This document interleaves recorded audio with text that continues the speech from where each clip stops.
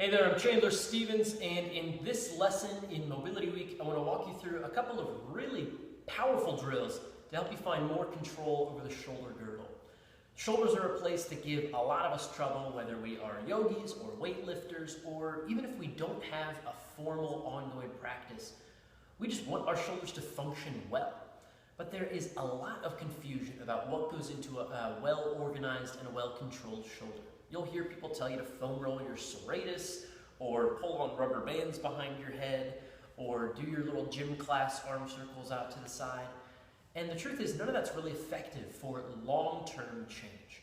So what I want to do is help you find a more global approach to the body. As you might remember yesterday, we talked about how everything from your head to your toes is connected on a cellular level. And we call this concept biotensegrity.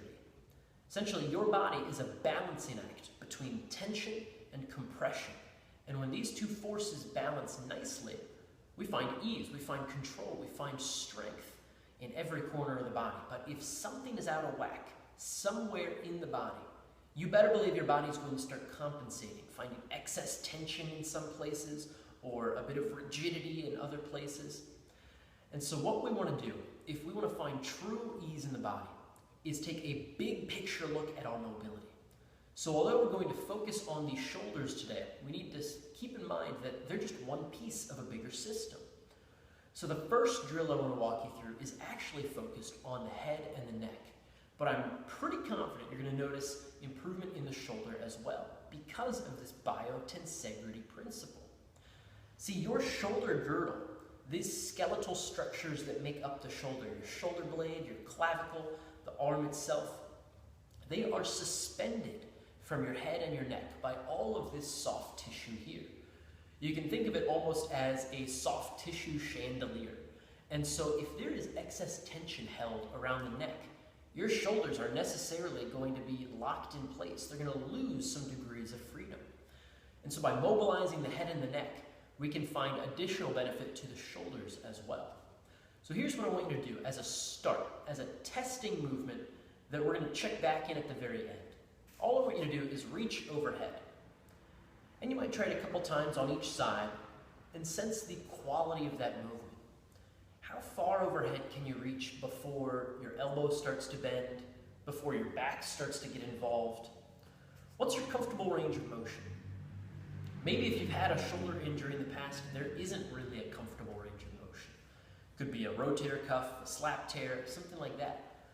But just a couple of times I want you to tune in and see where you feel like your comfortable end range is here. And we're going to check back in with this at the tail end to see if we notice any difference. So here's our first drill we're going to work through.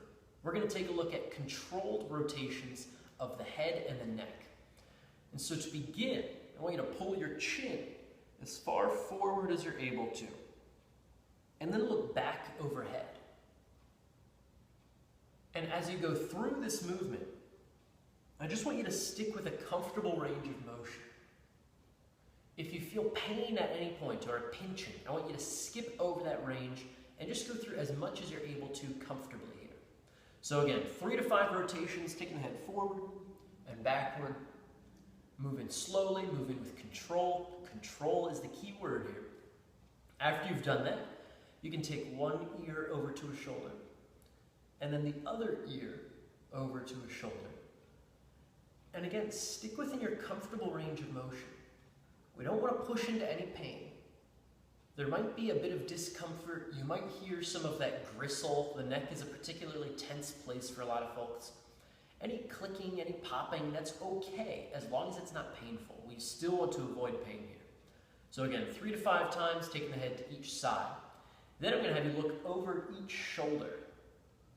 Again, 3 to 5 times in each direction. Moving slowly, moving with control. And so we've got this flexion and extension. We've got this side flexion. We have rotation as well. And the head and the neck are built to do all of those. That's how we orient ourselves in space. It's how we tell what's around us. This gives us a functional relevance to this movement along our central axis. So what we can do is put all of those components together and take the head through its full range of motion. in a global rotation of the spine. And so as I do this, again, I'm avoiding pain, sticking with my comfortable range of motion, but I am trying to make that as big a circle as I can. I think about drawing a big circle with a pen on the top of my head, or starting to paint the room as much as I can with the head. And so I'm going to really see how much my head and my neck can articulate, independent of my shoulders. And so some common hang-ups here, you might find this happening where you cheat a little bit and pull one shoulder up, or you might find that your whole shoulder girdle or spine starts to shift here. We want to avoid that and keep this movement just at the head and the neck for now. So again, you can put all that together and say 3 to 5 times through, forward and back, one side and the other, rotating over each shoulder, and then taking it through global rotations. That's going to be our first drill, taking a look at what lies above the shoulder girdle to see if it can settle a bit more in the body, to see if it can hang with a bit more ease. Our second drill, you might want a couple of props. They're not necessary, but they come in handy. What you're going to do is grab hold of a weight of any kind. I have about a 35-pound here weight, but does not have to be that much. Just something that requires you to find a little bit more engagement through the body.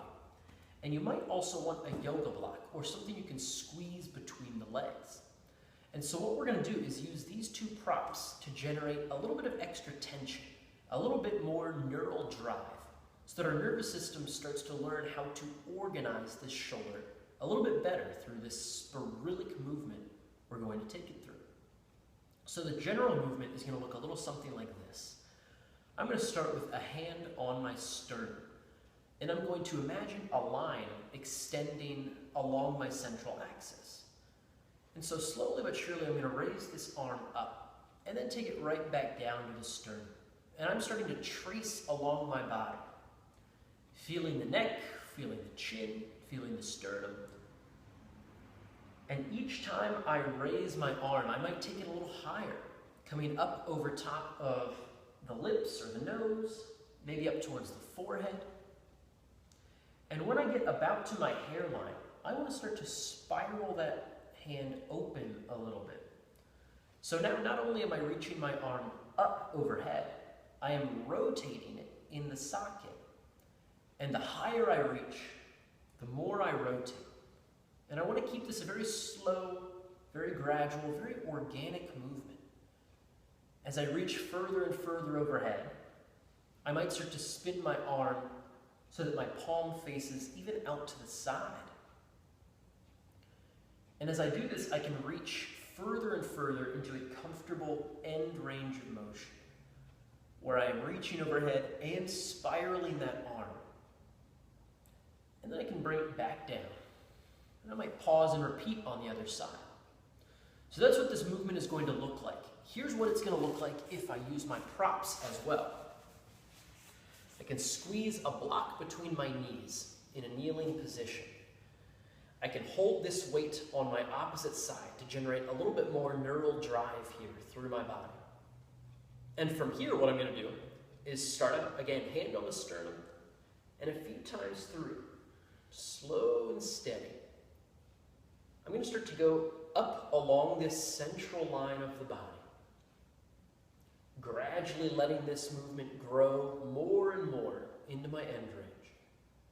And again, when I get about to my hairline, I might spin that palm out to the side, taking my time, working slowly but surely up into end range.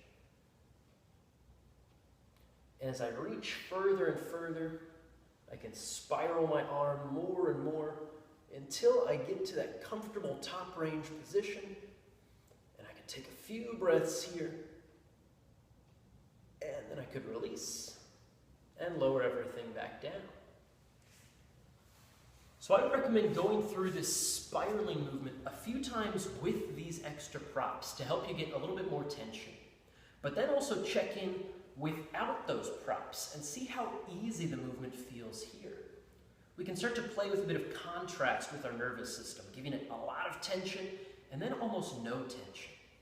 Again, our nervous system loves variety, and it plays a key role in our ability to generate true mobility, true control over our body.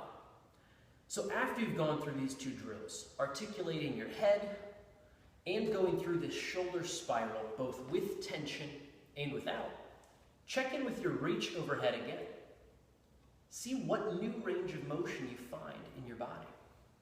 I'm willing to bet, just like myself, that you find a lot more freedom in this overhead position. You could try with one arm at a time or both arms. And so these are the two drills I want you to play with for today's lesson in Mobility Week. I want you to stick around tomorrow too, because I have something really cool I want to share with you. An even bigger picture look at this whole body mobility. Again, when we take a look at individual pieces, we lose sight of the big picture. The interconnectedness of this human system cannot be underrated. So again, stay tuned tomorrow. I've got some really exciting new work to share with you, and put this to use. Can't wait to see where you take it.